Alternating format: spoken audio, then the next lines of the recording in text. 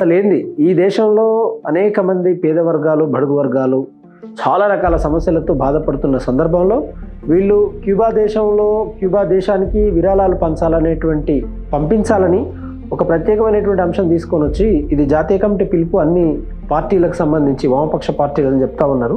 అసలేంది ఈ దేశ ప్రజలకు సాయం చేయాలి కానీ క్యూబా లాంటి దేశాలకు భారతదేశం, క్యూబా ఇతర అనేక దేశాలు, ఏషియాలో ఉన్న దేశాలన్నీ కూడా ఒక విదేశాంగ విధానాన్ని అటు పెట్టుబడిదారీ దేశాలు యుఎస్, యూరోప్ లాంటి దేశాలతో మమ్మకం కాకుండా ఇతర వాటితో కాకుండా ప్రత్యేకమైనటువంటి స్వతంత్ర ఆర్థిక విధానం ఎవరి వైపు ఉండము. ఆ విధంగా అంటే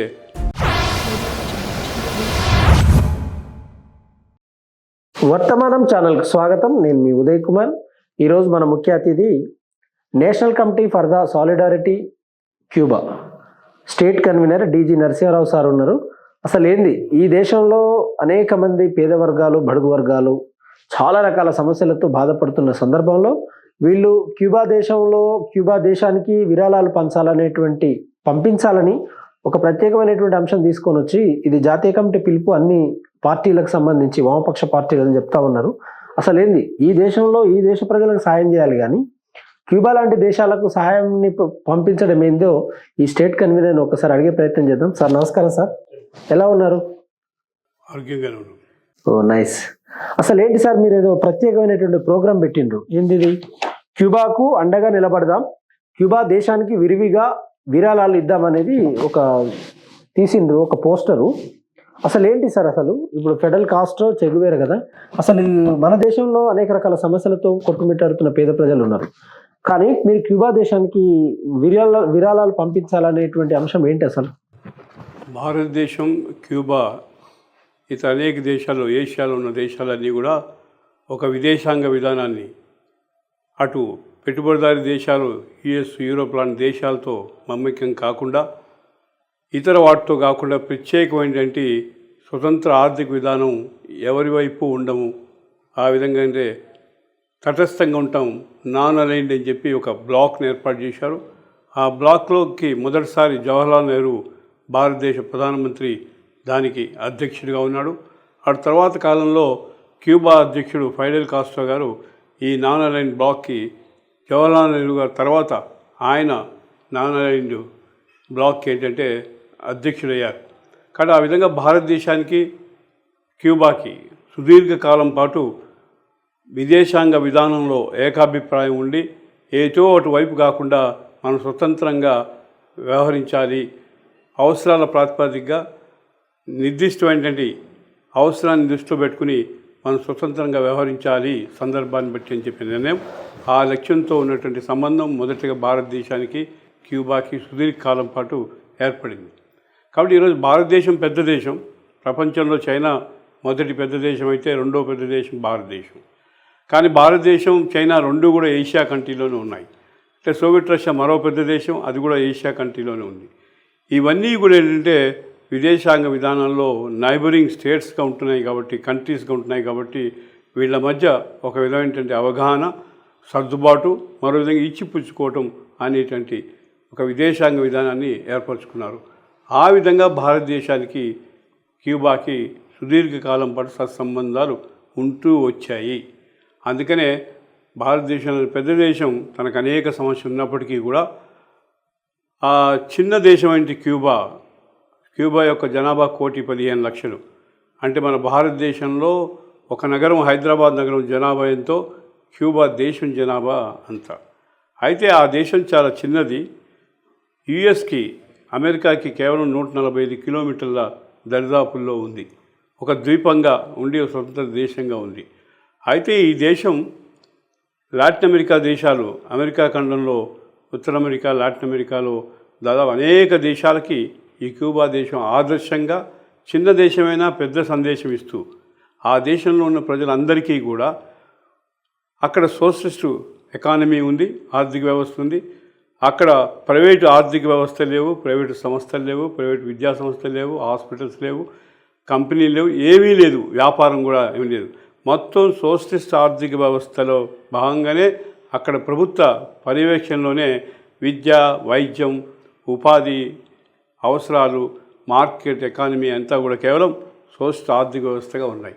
అంత చిన్న దేశం ఇవాళ లాటిన్ అమెరికా దేశాలకి వరల్డ్ బ్యాంక్ యొక్క కండిషన్స్ కోసం వ్యతిరేకంగా పోరాడుతున్నటువంటి లాటిన్ అమెరికా దేశాలన్నిటికీ ఒక స్ఫూర్తిదాయకంగా, ఒక ఆదర్శంగా, మరింత చెప్పాలంటే ఆ క్యూబా యొక్క ప్రజల యొక్క ఆకాంక్ష ఏదైతే వాళ్ళ స్వాతంత్రం వచ్చి 62 నుంచి సోషలిస్ట్ ఆర్థిక వ్యవస్థ కొనసాగిస్తున్నారు.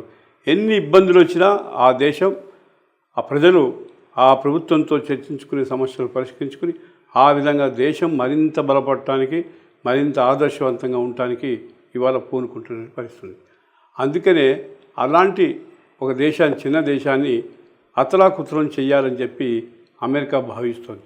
ఎందుకంటే లాటిన్ అమెరికా, అమెరికా ఖండంలో అతి పెద్దది ఇవాళ యుఎస్, అమెరికా తన పెరట్లో లాటిన్ అమెరికా దేశాలన్నీ కూడా తన పెరట్లో దేశాలుగా భావిస్తుంది. ఏ ఒక్క దేశం స్వతంత్ర ఆర్థిక విధానంతో కొనసాగటానికి వీలు లేనటువంటి ఒక సంక్లిష్ట పరిస్థితి ఇవాళ యుఎస్ లాటిన్ అమెరికా దేశాల పైన ఒత్తిడిని నిర్బంధిస్తుంది. అందులో భాగంగానే క్యూబాని కూడా అస్తవ్యస్తం చేయాలని, సోషలిస్ట్ ఎకానమీని క్రష్ చేయాలని, దాన్ని తుంచేయాలని చెప్పి ఒక లక్ష్యంతో ఇవాళ అనేక రూపాల్లో క్యూబా ఆర్థిక వ్యవస్థకి సంక్షోభం క్రియేట్ చేయడానికి ప్రయత్నిస్తుంది. అయితే ఆ దేశ ప్రజలు ఆ ప్రభుత్వం మీద విశ్వాసంతో గత 66 సంవత్సరాలుగా సోషలిస్ట్ ఆర్థిక విధానం, ఆ ప్రభుత్వం యొక్క విధానాలతోనే మమైక్యమై ఉంటున్నారు. ఎంత కష్టమైన స్థితి వచ్చినప్పటికీ కూడా అమెరికన్ సామ్రాజ్యవాదాన్ని ఎదుర్కోవటానికి సంసిద్ధంగా ఉండి అన్ని ఇబ్బందుల పరిస్థితుల్లో కూడా ఎక్కడ రాజీ పడకుండా పరిస్థితి. అందుకనే చిన్న దేశం అతి పెద్ద దేశాన్ని ప్రతిఘటించి నిలబడగలుగుతున్నటువంటిది ఎంతైతే నిర్దిష్టంగా ఉందో ఆ దేశ అవసరాలకి మానవతా సహాయం అనేది చుట్టుపక్కల నైబరింగ్ దేశాలన్నీ కూడా ఇస్తున్నాయి. అక్కడ ప్రధానంగా ఆర్థిక వ్యవస్థలో షుగర్ కేన్ అనేది పంట చాలా పెద్ద ఎత్తున క్యూబాలో ఉంది. అయితే ఒకటి సార్, ఇక్కడ మీరు ఇప్పుడు క్యూబాను ప్రపంచ చక్కెర గిన్నెలా వర్ణిస్తారు, నెంబర్ 1. నెంబర్ 2 ఏంటంటే కరోనా విపత్తు సందర్భంగా ప్రపంచ దేశాలకు వాళ్ళ డాక్టర్లు, ఫర్ ఎగ్జాంపుల్ దక్షిణాఫ్రికా లాంటి దేశాలకు పంపించిన చరిత్ర క్యూబాకు ఉంది. కానీ క్యూబానే సోషలిస్ట్ కంట్రీ కాబట్టి అభివృద్ధి దేశంగా ప్రపంచ సిద్ధిగాంచింది. కానీ దానికి ఈరోజు మన దేశం పేద దేశం, మన దేశం నుంచి విరాళాలు పంపించే అవకాశం ఎందుకు వచ్చింది? అసలు అమెరికాకు క్యూబాకి ఏం సంబంధం? అసలు జరుగుతున్న విషయం ఏంది సార్? అసలు దాన్ని చెప్పండి. అసలు ఆ మాటకు వస్తే భారతదేశం పేద దేశం కాదు, పెద్ద దేశం, జనాభాలో 2వ పెద్ద దేశం. స్వాతంత్రం వచ్చి ఇప్పటికి 76-77 సంవత్సరాలు అయింది. అంటే సుమారు 8 దశాబ్దాలు అవుతుంది.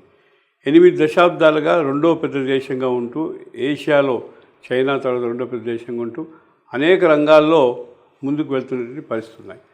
ఇక్కడ ఇవాళ పెట్టుబడిదారీ వ్యవస్థ అమెరికా సామ్రాజ్యవాదానికి అడుగులు ఉన్నటువంటి ప్రభుత్వం ఈ రోజు ఉన్నటువంటి ప్రభుత్వం మోడీ ప్రభుత్వం.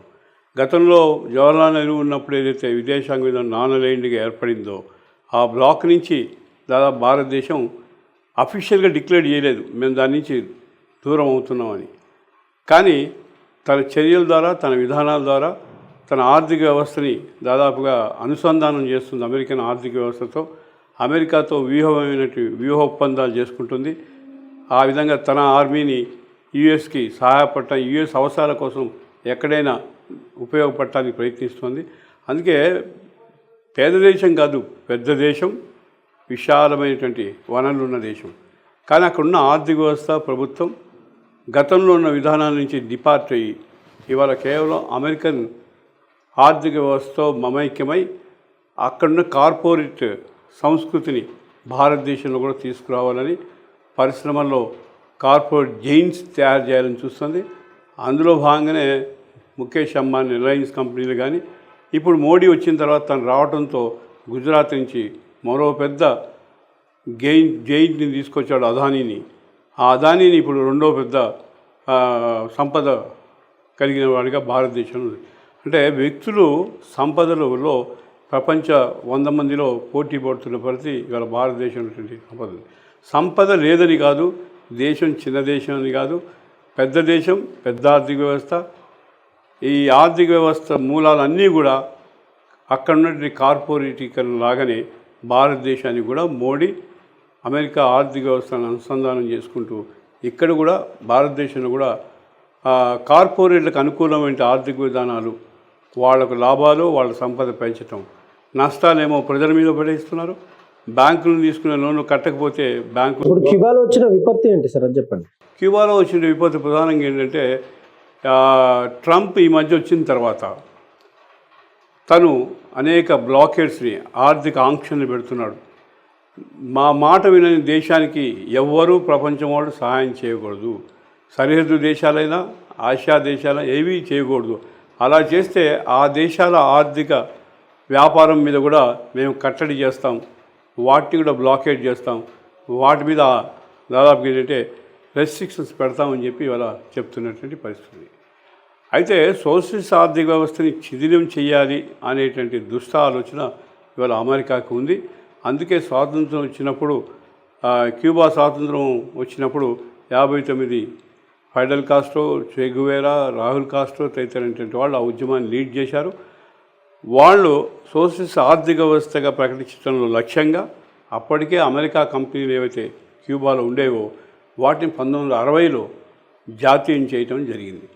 జాతీయం చేయటంతో అమెరికన్ దేశానికి, అమెరికన్ యొక్క సంపదవంతులకి ఆ విధంగా ఏంటంటే క్యూబాని ఏ విధంగా కూడా దాని మనుగడ సాగనీయకూడదు, మన వ్యాపార సంస్థలని అక్కడ జాతీయం చేసింది కాబట్టి అని చెప్పి ఆ విధంగా క్యూబా ఆర్థిక వ్యవస్థని సంక్షోభితం, కృత్రిమంగా సంక్షోభం చేసి ఎవరిది సరిహద్దు దేశాలతో వాళ్ళతో ఎలాంటి వ్యాపార సంబంధాలు కానీ మానవ సంబంధాలు కొనసాగనీయకుండా ఒక విధంగా క్యూబాని కట్టడి చేసి దాదాపు ఒక ద్వీపంగా ఉంచి దాన్ని కుదేలు చేయాలని ప్రయత్నిస్తున్నారు. ఇవాళ క్యూబన్ ప్రజలు ఏంటంటే అందరికీ, క్యూబాలో ఉన్న అందరికీ చదువు, వైద్యం, ఉపాధి, నివాసం ఇవాళ ప్రభుత్వమే సంపూర్ణంగా కల్పిస్తోంది. తనకు సమస్యలు, తన ఆర్థిక వ్యవస్థ ఇవాళ షుగర్ కేన్ వలన ఇతర దేశాలతో సంబంధాన్ని, ఆ విధంగా వ్యాపార సంబంధాన్ని కొనసాగిస్తున్నా వాటిని కొనసాగనీయకుండా ఇతర దేశాలు ఎలాగ సహాయపడకుండా వాణిజ్య సంబంధాలు లేకుండా చేయటం అనేటిదే వీళ్ళ సంక్షోభం కనబడుతుంది. మొట్టమొదటిసారి ఒబామా, అమెరికా అధ్యక్షుడు మొట్టమొదటిసారి క్యూబాకి విజిట్ చేసిన అధ్యక్షుడు ఒబామా మాత్రమే. ఒబామా వెళ్ళిన తర్వాత అక్కడ పరిస్థితులను చూసి, ఆయన పరిస్థితులు చూసి యుఎస్ యొక్క ఆంక్షల వల్ల ఆ దేశం శిథిలం అవుతుందని చెప్పి తను భావించి, అందుకనే ఎప్పటి నుంచో ఉన్నటువంటి ఆంక్షలన్నింటినీ కూడా ఎత్తివేయాలని నిర్ణయించాడు అధ్యక్షుడిగా. అప్పుడు ఆ ప్రజలు కూడా సంతోషపడ్డారు. కానీ ఒబామా పోయిన తర్వాత బైడెన్ వచ్చాడు. బైడెన్ వచ్చిన తర్వాత కూడా ఎలాంటి తిరిగి పునరావృతం చేయలేదు. కానీ ఇప్పుడు ట్రంప్ వచ్చిన తర్వాత తను ఏంటంటే ఏకపక్షంగా ప్రపంచ దేశాల మీద, భారతదేశం మీద కూడా అనేక ఆర్థిక ఆంక్షలు పెడుతున్నాడు, సోవియట్ మీద పెడుతున్నాడు.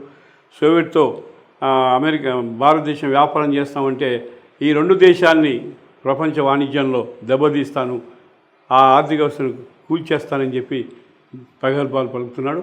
కాబట్టి రష్యాని, భారతదేశాన్ని చిన్నాభిన్నం చేస్తాననుకుంటే వ్యక్తి గత 66 సంవత్సరాలుగా అమెరికా యొక్క యుఎస్ విధానాలు క్యూబాని ఆర్థిక వ్యవస్థని సఫికేట్ చేసి ఆ విధంగా సంక్షోభం గురించి దాన్ని సర్వనాశనం చేయాలని చూస్తున్నారు. మరి క్యూబాలో సోషలిజం కూలిపోయిందా సార్ ఇప్పుడు? ఉంది, ఈ రోజుకి కూడా ఉంది కాబట్టే అమెరికా యొక్క ఆర్థిక ఆంక్షల్ని ఎదుర్కొంటూ ఆ దేశ ఆర్థిక విధానాన్ని పరిరక్షించుకుంటూ తమకొస్తున్న ఇబ్బందుల్ని, ఈ బ్లాకేడ్స్ వల్ల అమెరికా అనవసరంగా సహాయపడే దేశాల మీద వాణిజ్యం చేసేటువంటి, ఉదాహరణకు మెడిసిన్స్లో వాళ్ళు టాప్, వాళ్ళకి బల్క్ డ్రగ్స్ కావాలి. బల్క్ డ్రగ్స్ ఉంటేనే మెడిసిన్స్ ఫార్ములేషన్స్, ఆ విధంగా మందుల వ్యవస్థని దెబ్బతీయాలని ప్రయత్నిస్తున్నారు. అందుకే ఇవాళ మందుల వ్యవస్థను దెబ్బతీయటం అనేటువంటిది ఇవాళ క్యూబాకు మాత్రమే నష్టం కాదు. మొన్న కరోనా పీరియడ్లో 2020 నుంచి దాదాపు ఏంటంటే 22-23 వరకు 3 సంవత్సరాల పాటు అక్కడ మొత్తం ప్రపంచంలో పాండమిక్ వచ్చింది. అమెరికా లాంటి దేశాల్లో లక్షల మంది చనిపోయారు, భారతదేశం లాంటి దేశాల్లో లక్షల మంది చనిపోయారు. కానీ క్యూబా ప్రజలు చనిపోయిన వార్త ఎక్కడ వినలేదు సరిగదా. ఆ దేశం నుంచి సుమారుగా 50-60 దేశాలకి క్యూబన్ డాక్టర్స్ వాళ్ళ మెడిసిన్స్ తీసుకుని వెళ్ళి ఆ విధంగా పాండమిక్ పీరియడ్లో ఇటలీ, ఫ్రాన్స్తో సహా 50-60 దేశాలకు సహాయపడ్డారు. 4 లక్షల మంది డాక్టర్స్ వెళ్ళి. అంటే మెడిసిన్లో క్యూబా క్యాన్సర్ సంబంధించిన అన్ని విధాల మెడిసిన్స్ని ఉత్పత్తి చేస్తుంది. వాళ్ళు వ్యాక్సిన్ ఏదైతే పాండమిక్లో తయారు చేశారో ప్రపంచ దేశాల్లో ఉన్నటువంటి వ్యాక్సిన్ 30% మాత్రమే దాని స్వచ్ఛత ఉండింది. కానీ క్యూబా తయారు చేసిన దాన్ని 90% ఆ స్వచ్ఛత ఉంది అని చెప్పి యుఎన్ఓ ఆ విధంగా స్టడీలోంచి తేల్చినటువంటిది.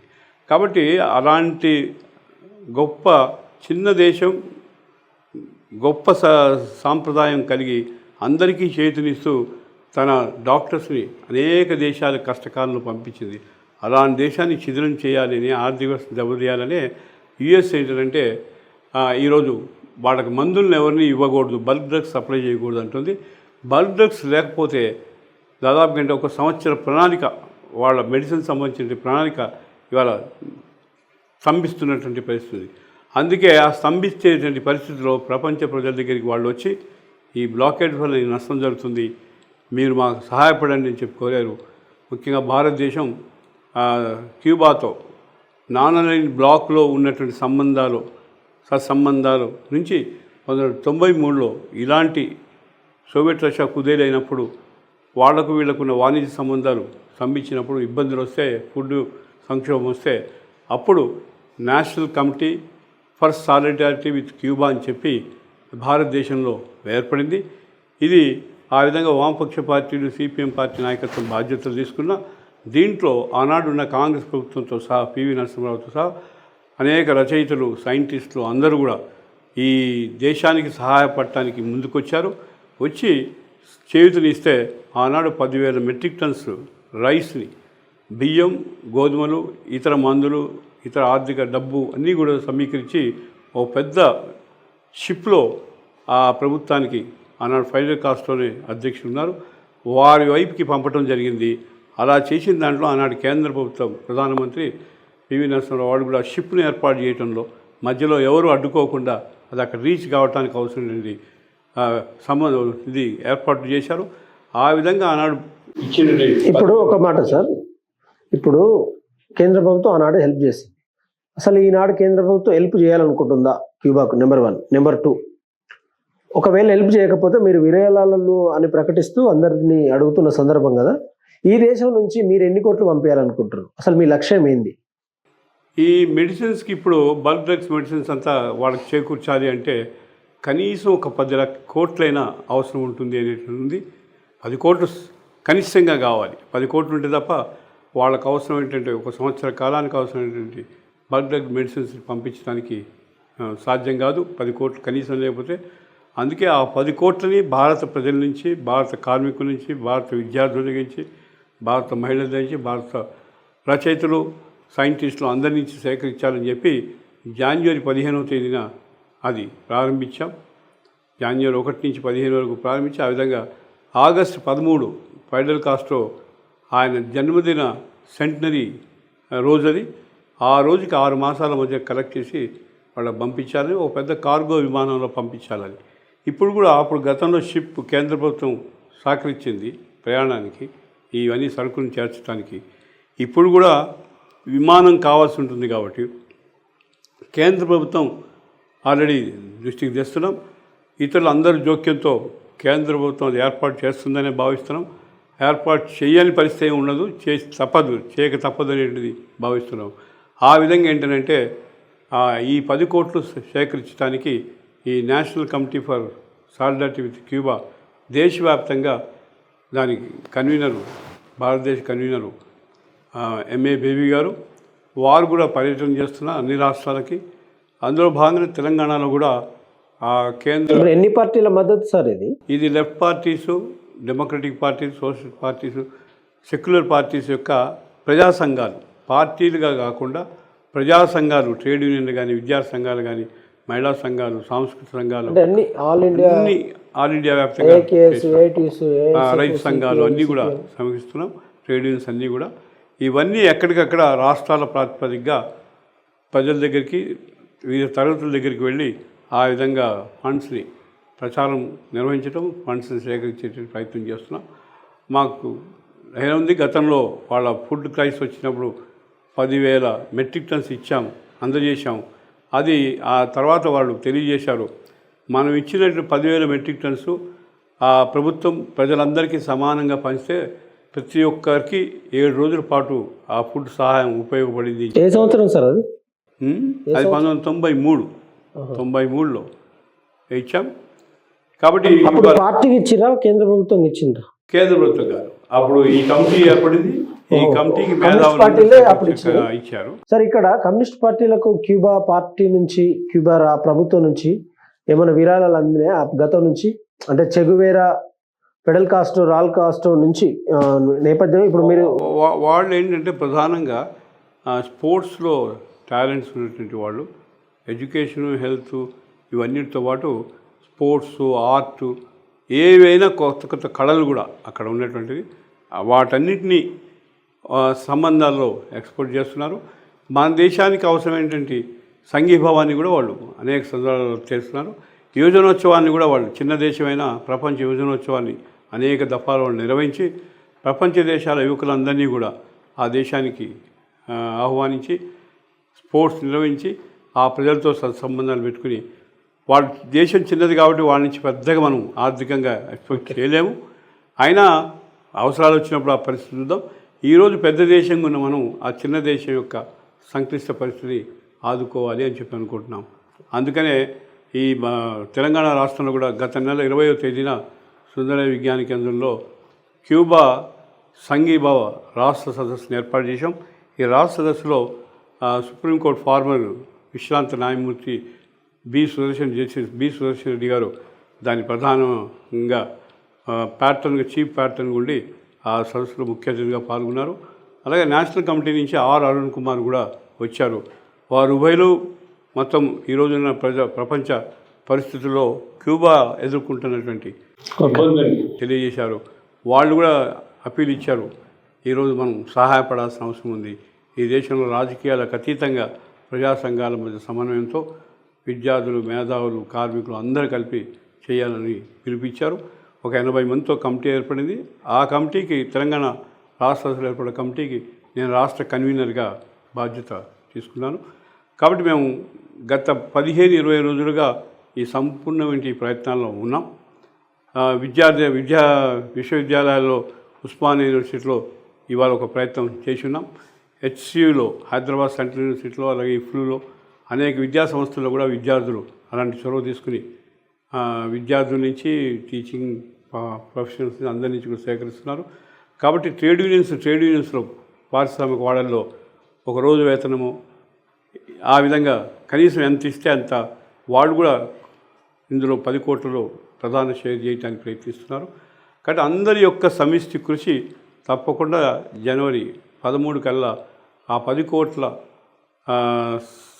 సంఘీభావ నిధిని సేకరించి వాళ్ళకు అవసరమైన మందుల్ని, వాళ్ళకు అవసరమైన వస్తువులన్నిటి, ముఖ్యంగా జనరేటర్స్ కూడా కావాలంటున్నారు. ఇప్పుడు క్రైసిస్లో జనరేటర్స్ కానీ మందుల్ని కానీ వాళ్లకు తప్పకుండా విమానంలో చేర్చేట్టుగా చూస్తాము. అది లక్ష్యంగా మేము ఈ కమిటీ పనిచేస్తాం.